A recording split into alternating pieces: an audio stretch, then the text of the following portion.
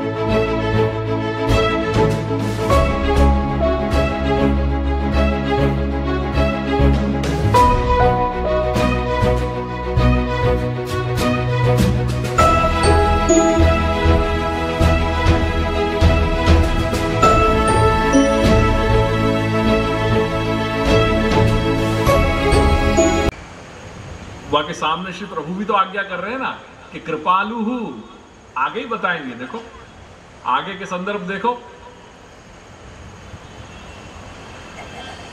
या तो साथ साथ चलने की बात है ना। अगर वो एक कदम चल रहे हो तो भगवान 10 कदम आगे चल रहे हैं।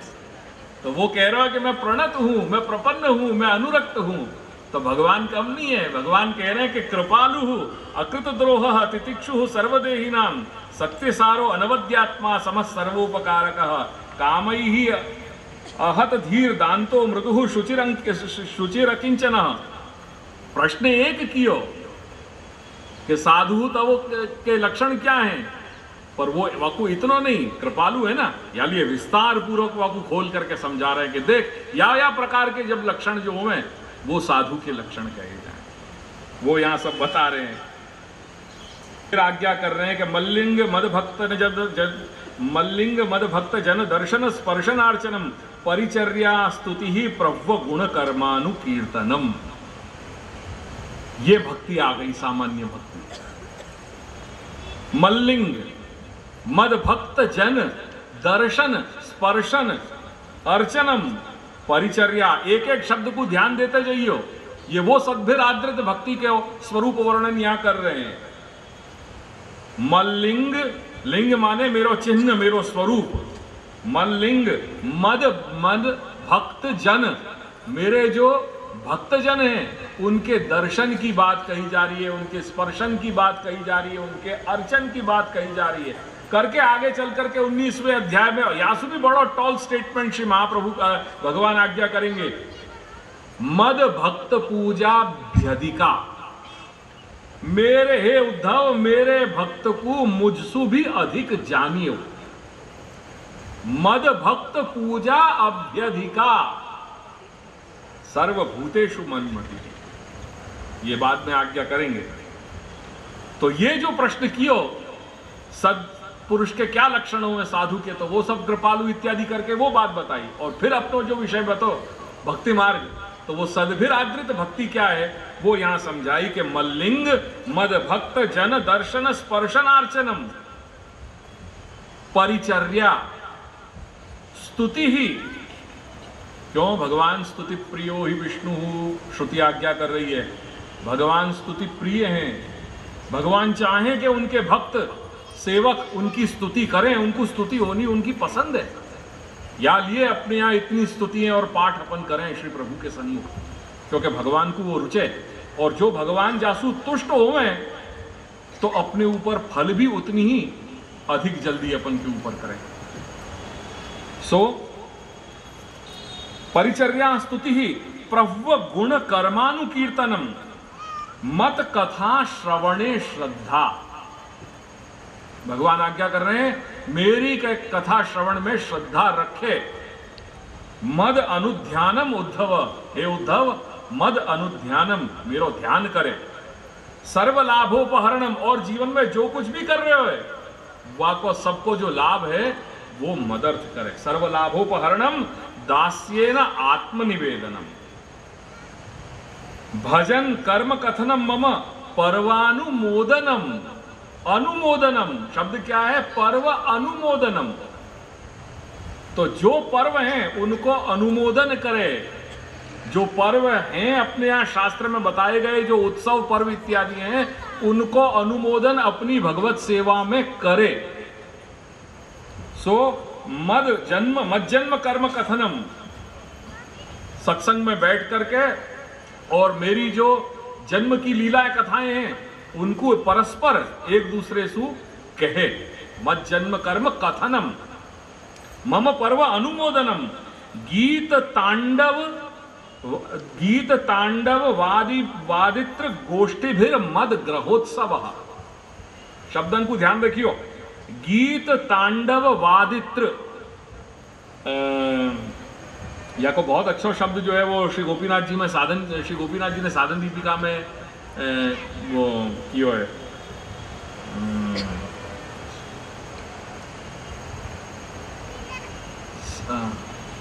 देखो अभी जरा मन से उतर गया वो शब्द। ये जो गीत तांडव वादित्र गोष्ठी फिर जो कही है ना, जाको अपन अपने घर में अपने यहाँ समाज बैठावे कि नहीं, बधाई बेसाड़ी है, बधाई होवे, जैसे लग्न प्रसंग अपने यहाँ हुए तो अपन समाज बैठावे, बधाई बैठावे, वही गोष्ठी, वही बात यहाँ कह रहे हैं ये श्री भगवान। गीत तांडव वादित्र गोष्ठी फिर मद ग्रहोत्सव, अपने घर में ये या प्रकार के सब उत्सव करे। मंदिर की बात नहीं है, ग्रहोत्सव की बात कही जा रही है। शब्द देख लो भागवतकार के, श्री भगवान के ही ये वचन है।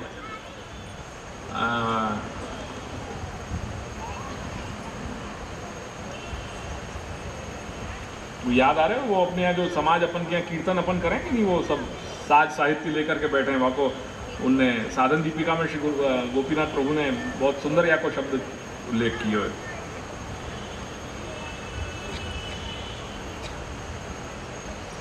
देखो ध्यान नहीं आ रहा, मुझको कल परसों ध्यान दिलाई हो। ये साधन दीपिका में श्री गोपीनाथ प्रभु चरण ने, नहीं वो बाद में देखियो, समय लगेगा, अपनो प्रसंग जाएगा। જે આપણા ત્યાં આપણે જે કીર્તનની પદ્ધતિ છે ને, સાત સાહિત્ય સાથે અને મળીને બધા આપણે જે કીર્તન કરીએ છીએ, આ જે અત્યારે હવે તો હવેલી કીર્તન નામથી આ પ્રસિદ્ધ થઈ ગઈ છે, આ આપણા ત્યાં જે કીર્તન શૈલી છે, જો કે એમાં મારો પરસ્પર બહુ ઘણો બધો વિરોધ છે કે આ શા માટે હવેલી સંગીત તરીકે ઓળખાય છે।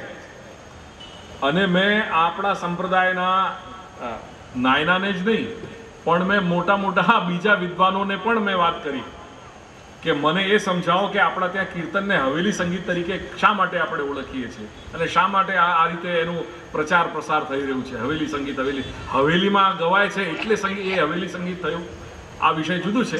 એના માટે ગંભીર શાસ્ત્રની અને થોડીક આ સંગીત શાસ્ત્રની, નાટ્યશાસ્ત્રની થોડીક બેકગ્રાઉન્ડ જોઈએ તો જ આમ હું મારા અંદર શા માટે આ જિજ્ઞાસા થઈ એ સમજી શકશો, એમ સાધારણ રીતે નહીં સમજમાં આવે। તેથી આ જે કીર્તન આપણા ત્યાં થાય છે એના માટે શ્રી ગોપીનાથ પ્રભુચરણ સાધન દીપિકા જે ગ્રંથ છે, શ્રી ગોપીનાથ પ્રભુચરણે એક ગ્રંથની રચના કરી, સાધન દીપિકા। એ સાધન દીપિકામાં વૈષ્ણવ જીવન પ્રણાલી કઈ રીતે હોવી જોઈએ, કેવી હોવી જોઈએ, એનું આખું સંપૂર્ણ વર્ણન એમાં મળે છે। એક વૈષ્ણવની જીવન સવારથી લઈને સાંજ સુધીની જીવન પ્રણાલી કઈ રીતે હોવી જોઈએ, કેવી હોય, એનો ઉલ્લેખ એ બધું એમાં સાધન દીપિકામાં સમજાવી છે। કોઈક વખતે પ્રસંગ થશે તો એનું પણ પાન કરીશું। એનીવેઝ, ભજન કર્મ કથનમ મમ પર્વાનુમોદનમ ગીત તાંડવ વાदित्र गोष्ठीभिर मद ग्रहोत्सव। ये सब भक्ति के, सामान्य भक्ति के लक्षण चल रहे हैं।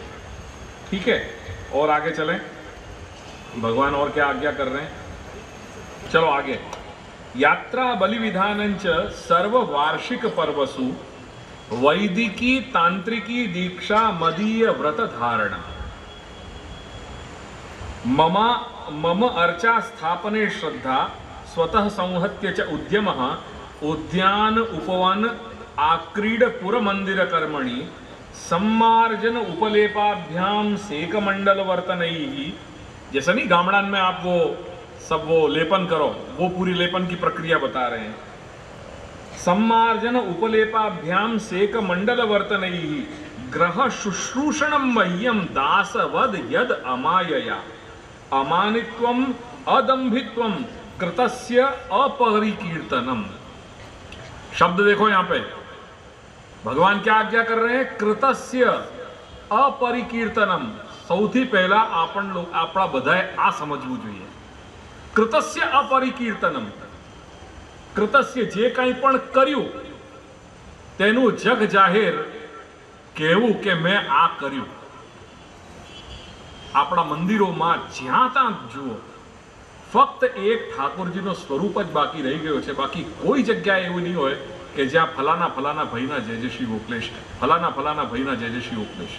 પંખો હોય ત્યાં, કમાડ હોય ત્યાં, સ્વરૂપ હોય ત્યાં, દરેક ઠેકાણે મંદિરોમાં બસ વાહવાહી કે મેં આટલા પૈસા આપ્યા, મેં આટલા આ કર્યું, મેં આ કર્યું, મેં આ કર્યું.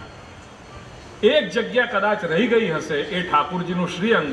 જો એમાં પણ આપણને છૂટ મળી હોત, લે ભાઈ લખ મારા કે આ ફલાના ફલાના જય જય શ્રી ગોખલેશ, અહીંયા લખ, અહીંયા લખ, અહીંયા લખ, દરેક કોઈ જગ્યા બાકી નહીં રહી.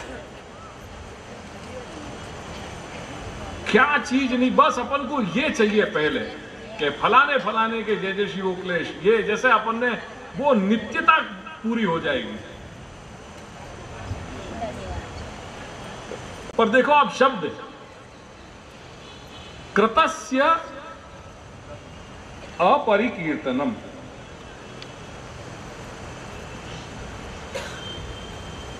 अपि दीपावलोकम में नोपयुंजान निवेदितम. ये कहाँ है? ये वाक्य कहाँ आ रहे हो? વિચાર કરો. આ વાક્ય કોઈ જગ્યાએ આપણા દરરોજના પાઠમાં આવે છે? એ ક્યાં આવે છે? કયા પ્રસંગમાં આવે છે? એ મને કહો. દરરોજે આપણે પાઠ કરીએ છીએ. આજે હમણાં જે લાઈન આવી ને, આજે હમણાં વાક્યો આવ્યા શ્રી પ્રભુના, અપિ દીપાવલોકમ મેં નોપયુંજાન નિવેદિતમ. કરો વિચાર.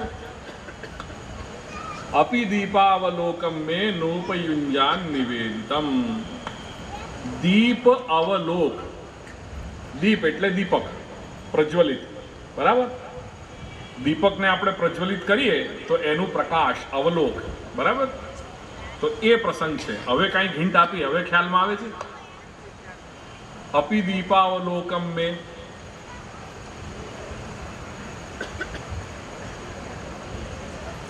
નહીં. ચલો બીજી હિન્ટ આપું. સિદ્ધાંત રહસ્ય. હવે કંઈક વિચાર કરો. હવે તો સ્પષ્ટ થવું જ જોઈએ. હા, નિવેદનમ તું સ્મર્તવ્યમ ક્યાં છે એમાં? હા, આગળ નિવેદિભિઃ સમર્પ્યૈવ સર્વં કુર્યાદિતિ સ્થિતિઃ ન મતમ દેવદેવસ્ય સામીભૂત સમર્પણમ. આ પ્રસંગની આ વાત છે. अपि दीपावलोकम में नोपयुंजान निवेदितम. જે શ્રી પ્રભુ અહીંયા સદ્વિરાત્રિત ભક્તિની વાત કરી રહ્યા છે, આ પ્રસંગનો જ ખાસ ત્યાં વર્ણન છે. ન મતમ દેવદેવસ્ય સામીભૂત સમર્પણમ. અહીં શ્રી ભગવાન ઉદ્ધવને આજ્ઞા કરી રહ્યા છે કે જો તે એક દીપક પણ મારા માટે પ્રકટ કર્યો હોય તો એના આલોક કે એના પ્રકાશથી તને તારો કાર્ય કરવો ન જોઈએ.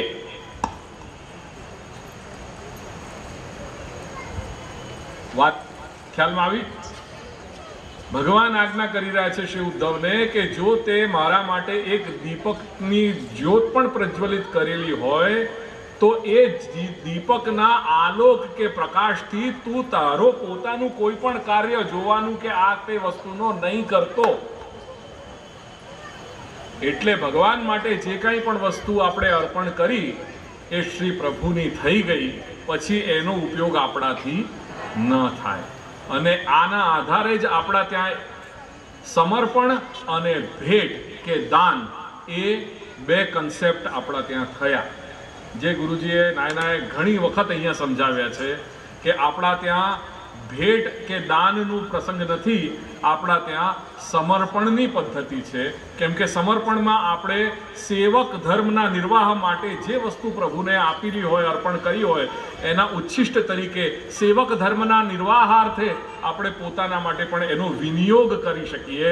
પણ જે વસ્તુ ભગવાનને દાન કે ભેટ આપી દીધી પછી એ શ્રી પ્રભુની થઈ ગઈ, એનો આપણે ઉપયોગ કરી શકીએ નહીં. એ આ શ્લોક, આ જે વાક્ય છે ભગવદ વાક્ય, અપિ દીપાવલોકમ મેં, મારા માટે, મમ મેં, મારા માટે જો તે દીપક પણ પ્રકટ કર્યો હોય તો એના આલોક કે એનો જે પ્રકાશ છે એનાથી ઉપયોગ એ તું નહીં કરતો.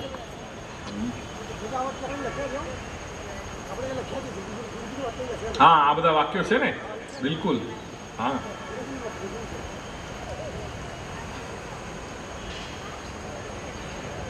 यद्यद इष्टतमम लोके यच्च अति प्रियमात्मनः तत्तन निवेदयेन मह्यम तद आनंत्याय कल्पते. અને જે ઇષ્ટતમ, જે લોકમાં જે સૌથી ઇષ્ટતમ વસ્તુ હોય તે તું મને અર્પણ કર, અને જે કાંઈ પણ તું અર્પણ કરશે તે તને અનંત ફળ આપનારી बनशे. ये यहाँ तक सद्भिर आदृत भक्ति को एक प्रसंग यहाँ अपन को भयो. अब या को अनुवाद है तेरे पास तो वह को गुजराती क्या है, गुजराती में बाँच जाए वहीं सु यात्रा बलि विधान में ऊपर सु सीधे सीधे सामान्य अर्थ वाके विवेचन में मत जाइयो. स्पर्श पूजा सेवा स्तुति અને પ્રણામ કરે તથા મારા ગુણ અને કર્મનું કીર્તન કરે. હે ઉદ્ધવ, મારો ભક્ત મારી કથા સાંભળવામાં શ્રદ્ધા રાખે અને નિરંતર મારું ધ્યાન કરતો રહે. જે કોઈ મારી આવે તે મને સમર્પિત કરી દે. જે કોઈ ધીરે બોલ, મળી આવે, હા, જે કંઈ મળી આવે તે મને સમર્પિત કરી દે અને દાસ્ય ભાવથી મને આત્મનિવેદન કરે. મારા दिव्य जन्म અને કર્મોની ચર્ચા કરે. જન્માષ્ટમી, રામનવમી વગેરે પર્વો ઉપર આનંદ મનાવે. ये अपने यहाँ जो अपन मना रहे ना, जन्माष्टमी में जो अपन ने, जो मैंने संकेत किया कि अपन दधिकानो इत्यादि, नंदोत्सव इत्यादि अपन अपने घर में मनावे, रामनवमी इत्यादि, रथ यात्रा इत्यादि, ये जितने यात्रा करें, पर्व करें, वो स्पष्ट अपन को भगवद आज्ञा है. भगवान स्वयं कह रहे हैं कि ये तू कर. या लिए अपने यहाँ सेवा में श्री महाप्रभु ने जो सेवा की पूरी अवसंरचना जो बनाई है, वो अवसंरचना में बहुत सारी चीजें लाई गई हैं. वहां में वेद शास्त्र भी हमें है, स्मृतिन की संदर्भ भी है, तंत्र भी अपन को मिल रहा है और सब भागवत को भी मिल रहा है. तो ये वेद, श्रुति, स्मृति, तंत्र, पुराण इत्यादि, इनके साथ श्रीमद् भागवत, इनको पूरा सब समन्वय करके श्री महाप्रभु ने ये सेवा को पूरा इंफ्रास्ट्रक्चर प्लान किया. और या को आधार है व्रज भक्तन को आचरण. वो सबसे पहले जो है मुख्य, वो है श्री व्रज भक्तन को आचरण. जो व्रज भक्तन ने आचरण कियो है वाकु श्री महाप्रभु ने स्वीकार्य है. क्योंकि श्री व्रज भक्तन को, श्री व्रज स्वामिनी को श्री महाप्रभु ने अपने गुरु कोटि में पधराए. या लिए उनको भाव हतो और हमारी भावना. भाव उनको हो तो भावना अपन को करनी है उनके भाव के अनुसार. या लिए भाव मुख्य है और भावना वाके पीछे पीछे चले. हमारो भाव नहीं है, भाव उन श्री ब्रज भक्तन को है, श्री ब्रज स्वामिनी को है, हमारी भावना है. और ये स्पष्ट ये आज्ञा अपन को श्री महाप्रभु भगवान की स्वयं की मिल रही है अपन को. तो ये सब पर्व मनावे अपने साथ मिल करके, सब जो परिवार के लोग हैं उनके साथ मिल करके. हेलो, જન્માષ્ટમી, રામનવમી વગેરે પર્વો ઉપર આનંદ મનાવે અને સંગીત, નૃત્ય, વાજા અને સમાજ દ્વારા મારા મંદિરોમાં ઉત્સવ ઉજવે અને ઉજવાવે. हाँ, यालिए कहीं कोई कंफ्यूज नहीं हो जाए करके यहाँ मद ग्रहोत्सव, ये शब्द को ध्यान देना है. कोई ये मनावे, ये जितने भी गीत, तांडव, वादित्र, गोष्ठी भीर, तो गोष्ठी क्या है, ये जो अपने यहाँ समाज है वही को अपन गोष्ठी कह रहे हैं. तो ये भगवत लीला को जो अपन संकीर्तन कर रहे हैं, ये संकीर्तन करने की आज्ञा अपन को श्री प्रभु से मिल रही है. और वो सब कुछ अपन को अपने घर में करना है. ઉત્સવના દિવસોમાં મારા સ્થાનોની યાત્રા કરે, વરઘોડા કાઢે તથા વિવિધ ઉપહારોથી મારા સ્થાનોની પૂજા કરે. વૈદિક અથવા તાંત્રિક પદ્ધતિથી દીક્ષા ગ્રહણ કરે. તાંત્રિક થી બહુ બિલકુલ ગભરાઈ નહીં જતા. તાંત્રિક દીક્ષા, તંત્ર એટલે શાસ્ત્ર, તંત્ર એટલે શાસ્ત્ર અને તાંત્રિક એટલે જે શાસ્ત્રથી સંબંધિત હોય તે.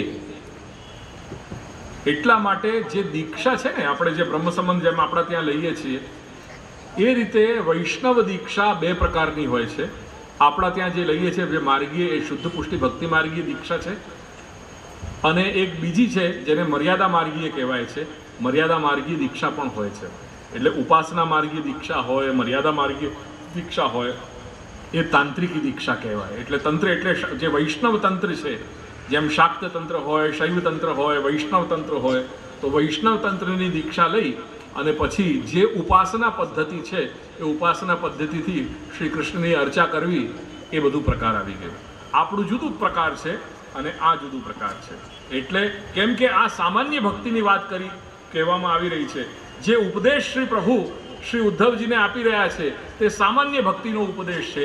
તેથી આમાં ભક્તિના સ્વરૂપની સામાન્ય બાબતો આવી છે. એટલા માટે અહીંયા યાત્રા કરો, શ્રી પ્રભુ માટે, શ્રી ભગવાન માટે વન ઉપવન વગેરે બનાવડાઓ, આવી પણ અહીંયા આજ્ઞા આગળ આપણને બતાવી રહ્યા છે. એટલા માટે પ્રાચીન સમયમાં દેવના નામે નગર થઈ જતા હતા. જેમ જગન્નાથ, જગદીશ, નાથદ્વારા, એટલે એ જે સ્થળ વિશેષ અંબાજી વગેરે, શામળાજી, એ જે દેવ છે એ દેવ માટે જ એ સ્થાન જ્યાં રહેતા હોઈએ એ સ્થાનનું નામ પણ એ દેવના નામે થઈ જતું હતું.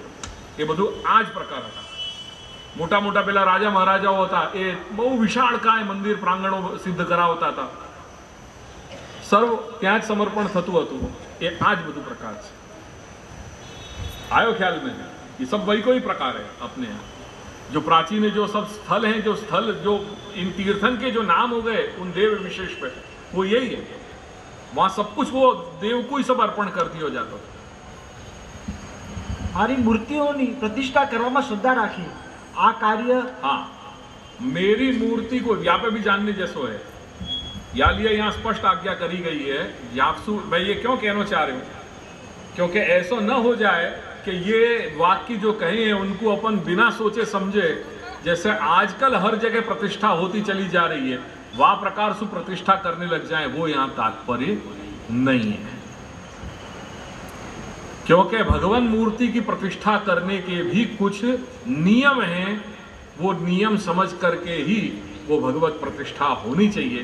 प्रतिष्ठा के संदर्भ में अपने यहाँ बहुत कुछ विशद विवेचन भयो है. प्रतिष्ठा दो प्रकार की हो, एक स्वार्थ प्रतिष्ठा और एक परार्थ प्रतिष्ठा. अपने यहाँ वो स्वार्थ प्रतिष्ठा है, परार्थ प्रतिष्ठा नहीं. और यहाँ पर सबसे बड़ा प्रमाण अपने यहाँ श्रीनाथ जी के मंदिर को वो प्रमाण है कि जहाँ श्रीनाथ जी ने जब अक्षय तृतीया के दिन जो उनकी परार्थ प्रतिष्ठा हुई है, वो पुष्टि मार्ग वाको वो उत्सव को नहीं मनावे. जो अपने यहाँ महावत सातम को जादिन श्रीनाथ जी को सतघरा में श्री गोसाई जी ने पाठ पधराए, अपने घर में जहाँ पधराए हैं, वो पाठोत्सव श्रीनाथ जी को अपन अपने पुष्टि मार्ग में वाकू मनावें. तो ये परार्थ प्रतिष्ठा और स्वार्थ प्रतिष्ठा भी दो प्रकार की है. तो वह विषय में भी अपन को ये समझ जाना चाहिए. अगेन फिर कह दूं कि ये सद्भिर आदृत भक्ति के लक्षण हैं. ये सामान्य भक्ति के हैं, जो भक्ति जीव मात्र के लिए है. जैसे वहां प्रसंग अपन को मिल रहे हो, सर्वे ही अधिकारिणो अत्र विष्णु भक्तौ यथा नृप. जो माघ स्नान विषय जो वाक्य है, वहां पे अधिकारी जीव मात्र है. भगवत भक्ति में कोई अनधिकारी की बात नहीं, जीव मात्र अधिकारी है. तो वो जो ऐसे जो स्थल हैं, वो स्थल की दिशा में अपन को ये सद्भिर आदृत भक्ति को स्वरूप समझना चाहिए. तो मेरी प्रतिष्ठा, मेरी मूर्ति की प्रतिष्ठा करे, और वो यदि अकेले नहीं कर सकते हो तो लोगन को ले करके और फिर करे. पर वो ये चीज नहीं है, या में ये भी ध्यान रखना चाहिए कि आजकल जो प्रतिष्ठा जो हर चौराहे पे अपन मंदिर खोल दे रहे हैं, नेतान के द्वारा आरती उतारी जा रही है और उनके द्वारा जो है प्रतिष्ठा करी जा रही है, ये सब शास्त्र सम्मत नहीं है. प्रत्युत ये विधान है शास्त्र को कि ऐसे अशास्त्रीय रूप से यदि कहीं भगवान मूर्ति की प्रतिष्ठा करिए तो वहां हाथ भी नहीं जोड़ना चाहिए. ये शास्त्र की स्पष्ट आज्ञा है. या लिए ये अपन को विवेक होना चाहिए. आज क्या चल रहा है वो मेरा विषय न हतो न है. शास्त्र क्या कह रहा है वो मैं बता रहा हूं. बाकी आज क्या चल रहा है वो विषय में अपन को जानो नहीं है. મારા માટે પુષ્પવાટિકા, બગીચા, ક્રીડાના સ્થાન, નગર અને મંદિર બનાવડાવે. ये प्राचीन समय से हो तो चलो आ रहे हो. और बड़े राजा महाराजा हैं जो पहले इतिहास साक्षी है या बात को कि उनने ये सब कार्य किए. સેવકની જેમ શ્રદ્ધા ભક્તિ સહિત નિષ્કપટ ભાવથી મારા મંદિરોમાં સેવા કરે તેને સ્વચ્છ રાખે, તેને લીપે, તેમાં જલ છાંટે, તેમાં ચિત્રો બનાવે અને જાત જાતના ચોક પૂરે. અભિમાન ન કરે, ये सब अपने यहाँ अपन कर रहे हैं. દંભ ના કરે, પોતાની સેવા શુભ કર્મ કોઈને કહે નહીં, કેમ કે ધર્મ શરતી કીર્તનાથ, જાહેરાત કરવાથી ધર્મનો ક્ષય થાય છે. મને ચડાવેલી વસ્તુનો પોતાના કાર્ય માટે ઉપયોગ કરવાની વાત તો દૂર રહી, મને સમર્પિત દીપકનો પ્રકાશ પણ પોતાના ઉપયોગમાં ન લે. કોઈ બીજા દેવતાને ચડાવેલી વસ્તુ મને ન ચડાવે. न मतम देव देवस्य स्वामी मुक्त समर्पण है. हाँ अच्छा, वो ख्याल बस ठीक है, हो गया यहाँ तक. ये सद्भिरादृत भक्ति है करके जो जिज्ञासा श्री पुरुषोत्तम जोशी ने श्री महाप्रभु के सामने प्रकट करी कि ये भक्ति को स्वरूप क्या है. महाराज भक्ति को स्वरूप कहा, कृपा करके कहिए. तब श्री आचार्य जी कहे भक्ति को स्वरूप वर्णन करिए तो पार आवे नहीं, परंतु कछुक तो को कहत हो. तब भक्तिवर्धनी ग्रंथ करी, 11 श्लोक पुरुषोत्तम जोशी को सुनाए. सो ये उत्तम अधिकारी हैं, ताते सगरो बोध होए.